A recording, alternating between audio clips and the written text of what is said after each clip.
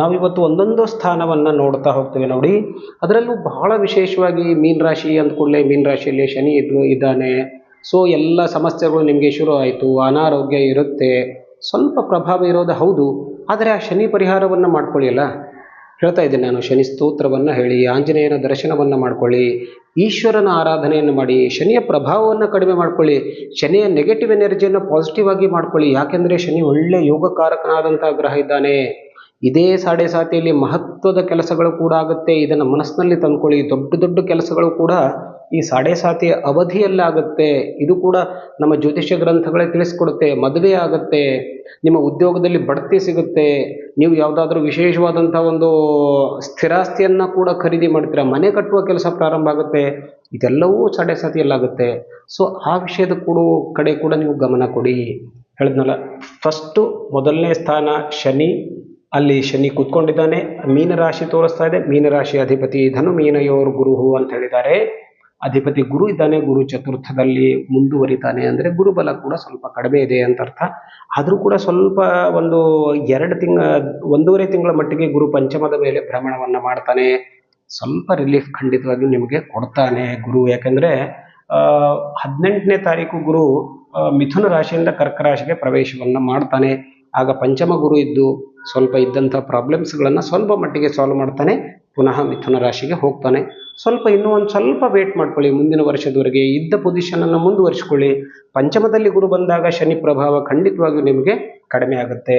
So ಈ ಸ್ಥಾನ ಸ್ವಲ್ಪ ಸಮಸ್ಯೆ ಇರೋದರಿಂದ ಆರೋಗ್ಯಕ್ಕೆ ಸಂಬಂಧಪಟ್ಟಂಥ ಸಾಡೆ ಸಾತಿಯಲ್ಲಿ ಒಂದು ಮೈನರ್ ಆಗಿ ಮಾನಸಿಕ ಮತ್ತು ಶಾರೀರಿಕವಾಗಿ ಸ್ವಲ್ಪ ಡಿಸ್ಟರ್ಬೆನ್ಸ್ ಅಂತೂ ಖಂಡಿತವಾಗಿ ಇರುತ್ತೆ.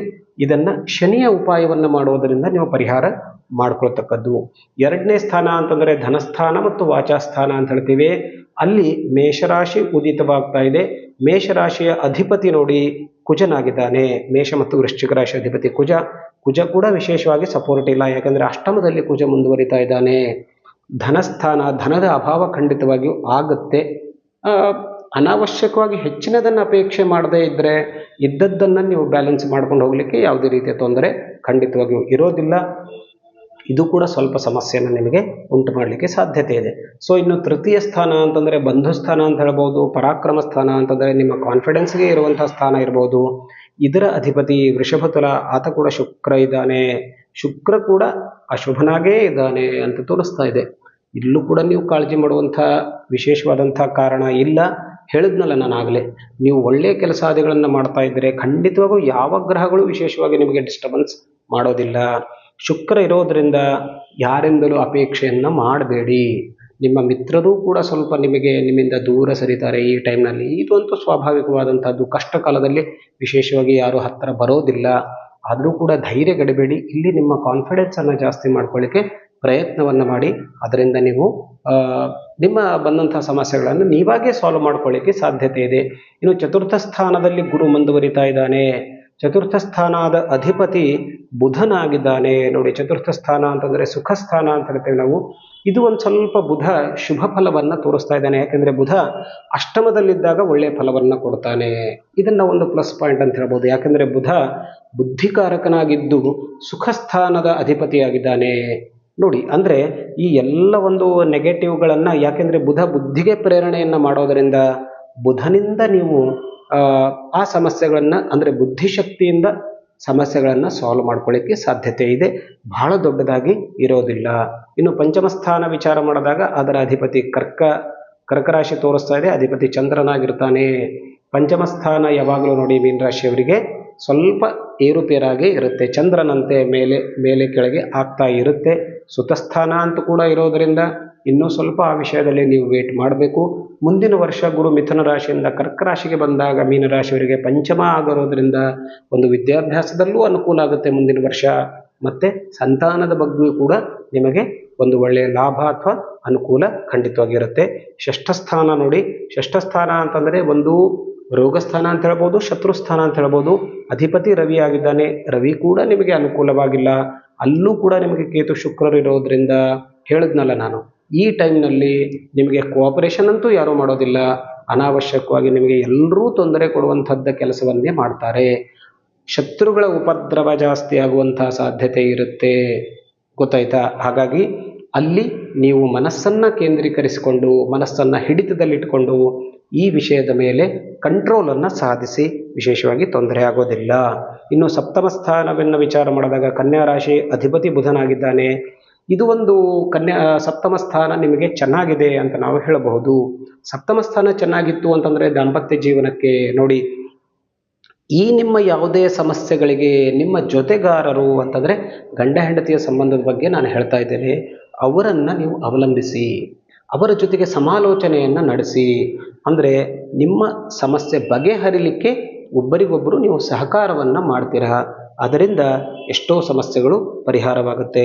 ಅಷ್ಟಮ ಸ್ಥಾನ ನೋಡಿ, ಆಯುಷ್ಯ ಸ್ಥಾನ ಅಂತ ಹೇಳ್ತೇವೆ. ಆಯುಷ್ಯ ಸ್ಥಾನದಲ್ಲಿ ಕುಜ ಬುಧರು ಕೂತ್ಕೊಂಡಿದ್ದಾರೆ.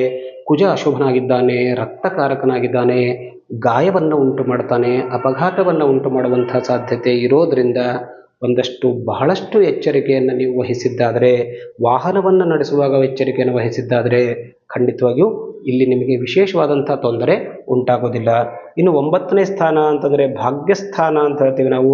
ಭಾಗ್ಯಸ್ಥಾನದ ಅಧಿಪತಿ ವೃಶ್ಚಿಕ ಅಂತಂದರೆ ಕುಜನಾಗಿದ್ದಾನೆ, ಅನುಕೂಲ ಇಲ್ಲ. ಭಾಗ್ಯಸ್ಥಾನ ಕಾನ್ಸ್ಟೆಂಟ್ ಆಗಿರುತ್ತೆ. ವಿಶೇಷವಾಗಿ ನೀವೇನು ಎಕ್ಸ್ಪೆಕ್ಟೇಷನ್ ಮಾಡಿರ್ತೀರೋ ಅದಂತೂ ಖಂಡಿತವಾಗಿ ಸಿಗೋದಿಲ್ಲ, ಅಥವಾ ಅದಕ್ಕಿಂತಲೂ ಹೆಚ್ಚಿನದು ಸಿಗೋದಿಲ್ಲ. ಇದ್ದದ್ದನ್ನು ಮುಂದುವರಿಸ್ಕೊಂಡು ಹೋಗಿ. ದಶಮ ಸ್ಥಾನ ಉದ್ಯೋಗ ಸ್ಥಾನ ಅಂತ ಹೇಳ್ತೇವೆ ನಾವು. ಉದ್ಯೋಗ ಸ್ಥಾನದ ಅಧಿಪತಿ ಗುರು ಇದ್ದಾನೆ. ಗುರು ಚತುರ್ಥದಲ್ಲಿ ಮುಂದುವರಿತಾ ಇದ್ದಾನೆ. ಇದ್ದಂಥ ಉದ್ಯೋಗವನ್ನು ಮುಂದುವರಿಸಿ, ಬಹಳ ಎಕ್ಸ್ಪೆಕ್ಟೇಷನ್ ಮಾಡಬೇಡಿ. ಹತ್ತಿರದಲ್ಲೇ ಗುರು ಪಂಚಮದಲ್ಲಿ ಬಂದಾಗ ನಿಮಗೆ ಉದ್ಯೋಗದಲ್ಲಿ ಡೆವಲಪ್ಮೆಂಟನ್ನು ಕಾಣ್ತೀರಾ. ಉದ್ಯೋಗದಲ್ಲಿ ಅನುಕೂಲ, ಪ್ರಮೋಷನ್ ಸಿಗುವಂಥ ಸಾಧ್ಯತೆ ಅಲ್ಲಿವರೆಗೆ ವೇಟ್ ಮಾಡಿ. ಇನ್ನು 11ನೇ ಸ್ಥಾನ ಅಂತ ನಾವು ಹೇಳ್ತೇವೆ ನೋಡಿ, ಲಾಭಸ್ಥಾನ ಅಂತ ಹೇಳ್ತೇವೆ. ಲಾಭಸ್ಥಾನದ ಅಧಿಪತಿ ಶನಿಯಾಗಿದ್ದಾನೆ. ಯಾವಾಗಲೂ ಅಷ್ಟೇ ಮೀನರಾಶಿಯವರಿಗೆ ನೋಡಿ, ಶನಿ ಸಂಬಂಧ ಬಂದಾಗ ಲಾಭ ನಿಧಾನವಾಗಿ ಇರುತ್ತೆ. ಇದು ಯಾವಾಗಲೂ ಖಂಡಿತವಾಗಿಯೂ ಇದ್ದದ್ದು. ಇನ್ನು ಎಲ್ಲ ಗ್ರಹಗಳು ಅನುಕೂಲಕರವಾಗಿ ಇಲ್ಲದೇ ಇರೋದರಿಂದಲೂ ಕೂಡ ವ್ಯಾಪಾರದಲ್ಲೂ ಕೂಡ ಸ್ವಲ್ಪ ಮಟ್ಟಿಗೆ ನಿಮಗೆ ನಷ್ಟವಂತೂ ಆಗೋದು ಸಹಜ. ಆ ನಷ್ಟವನ್ನು ನೀವು ಕಡಿಮೆ ಮಾಡ್ಕೊಳ್ಳಿಕ್ಕೆ ಸಾಧ್ಯತೆ ಇದೆ. ಶನಿಯ ಆರಾಧನೆಯನ್ನು ಮಾಡ್ಕೊಳ್ಳಿ. ಅದೇ ರೀತಿ ಇನ್ನು ವ್ಯಯಸ್ಥಾನದಲ್ಲಿರುವಂಥ ರಾಹು ಕೂಡ ಶುಭನಾಗಿದ್ದಾನೆ. ಇದು ಹೋಗುವಂಥ ಜಾಗ ಅಂತ ಹೇಳ್ತೀವಿ ನಾವು, ಕಳ್ಕೊಳ್ಳೋ ಜಾಗ. ಆ ಧನಸ್ಥಾನ ಕೂಡ ಚೆನ್ನಾಗಿಲ್ಲ, ವ್ಯಯಸ್ಥಾನ ಕೂಡ ಚೆನ್ನಾಗಿಲ್ಲದೆ ಇದ್ದಾಗ ಇದ್ದದ್ದನ್ನು ಅಂದರೆ ಗಳಿಸೋದಕ್ಕಿಂತಲೂ ಕಳ್ಕೊಳ್ಳೋದು ಜಾಸ್ತಿ ಇರೋದರಿಂದ, ಸೊ ಇಲ್ಲಿ ನೀವು ಒಂದು ರಾಹು ಆರಾಧನೆಯನ್ನು ಮಾಡಿಕೊಳ್ಳ್ರಿ. ಶನಿ ಆರಾಧನೆಯನ್ನು ಮಾಡಿಕೊಂಡಿದ್ದಾದರೆ ನಿಮಗೆ ಆಗುವಂಥ ಒಂದಷ್ಟು ತೊಂದರೆಗಳು ಖಂಡಿತವಾಗಿಯೂ ಕಡಿಮೆ ಆಗುತ್ತೆ. ಖಂಡಿತವಾಗಿಯೂ ನೀವು ಒಂದು ಕಾನ್ಫಿಡೆನ್ಸನ್ನು ಕಳ್ಕೊಳ್ಬೇಡಿ. ಯಾವುದೇ ರೀತಿಯ ತೊಂದರೆ ಆಗೋದಿಲ್ಲ. ಒಳ್ಳೆಯದಾಗಲಿ. ನಮಸ್ಕಾರ.